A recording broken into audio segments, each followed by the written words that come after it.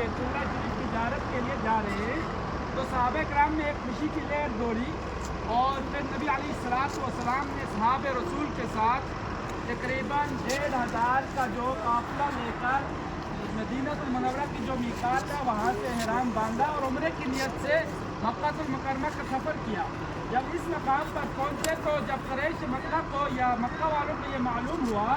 کہ مسلمانوں کا ایک قافلہ جو ہے عمرے کی ادائیگی کے لیے ذی القعدہ کا مہینہ تھا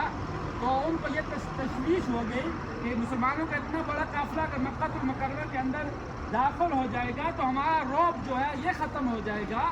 اور اس مہینے کے اندر کسی کو ہم عمرے سے اور حج سے روک بھی نہیں سکتے ہیں۔ تو پھر جب یہاں تک پہنچتے ہیں تو مسلمانوں کی ایک دوسرے کے جو ہے جو ہے ان کو تشویش ہوئی تو نبی علیہ السلام کے قافلے کو یہاں انہوں نے روک لیا، یہاں سے آگے نہیں جانے دیا۔ تو حضور پاک صلی اللہ علیہ وسلم نے حضرت عثمان رضی اللہ تعالیٰ عنہ کو جو ہے وہاں قریش مکہ کے ساتھ معاہدہ کے لیے بھیجا کہ آپ ان سے معاہدہ کر کے آئیں کہ ہم صرف عمرے کی ادائیگی کریں گے، ہم احرام کی حالت میں جنگ کا ساز و سامان ہمارے پاس نہیں ہے، ہم جنگ کے لیے یہاں سے صرف عمرے کی ادائیگی کریں گے، ہم احرام کی حالت میں ساتھ میں ہمارے قربانی کے جانور جو ہے موجود ہے، اونٹ موجود ہے، ہم بیت اللہ شریف کا طواف کریں گے، صفا اور مروہ کریں گے، یہاں سے واپس چلے جائیں گے۔ لیکن یہاں کفار مکہ نے نبی علیہ السلام کو وہاں داخل ہونے سے منع کر دیا۔ جب حضرت عثمان رضی اللہ تعالیٰ وہاں معاہدے کے لیے گئے اور ایک خبر پھیل گئی کہ حضرت عثمان رضی اللہ تعالیٰ کو جو شہید کر دیا گیا ہے، جب یہ خبر نبی پاک صلی اللہ علیہ وسلم تک پہنچتی ہے تو آقا علیہ السلام نے تمام صحابہ رسول کو اکٹھا کیا اور کہا کہ ہم جنگ سے فرار نہیں ہوں گے، کیونکہ ان کے پاس جنگ کا کوئی ساز و سامان موجود نہیں تھا۔ تو ان کے ہاتھ پر بیعت کی کہ آپ کوئی بھی شخص جو ہے جنگ سے فرار نہیں ہوگا۔ یہاں بیعت رضوان ہوئی، پھر جب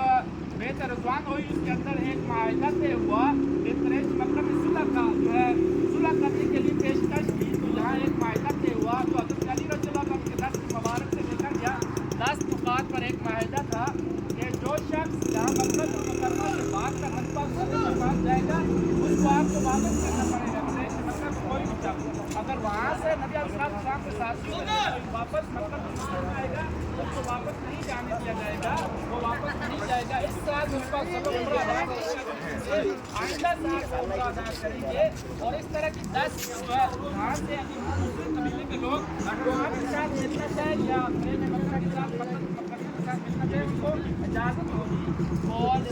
یہ تمام معاہدات جب ہو گئے پھر نبی پاک صلی اللہ علیہ وسلم یہاں احرام کھولا اور سب کا حالات بھی کروایا، قربانی بھی کی، پھر یہاں سے واپس چلے گئے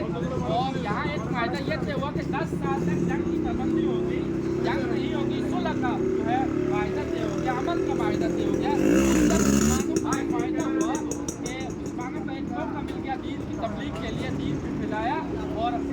چند ہی سالوں کے اندر، چند مہینوں کے اندر وہ 1400 کا یا 1500 کا جو قافلہ تھا وہ 10,000 کلیکشن لے کر مکہ المکرمہ کو پھر فتح کیا اور بعد میں جو ہے مسلمانوں کو یہاں فتح حاصل ہوئی۔ اور جب واپسی میں بہت سارے صحابہ کو یہ اشکال ہو گیا کہ قریش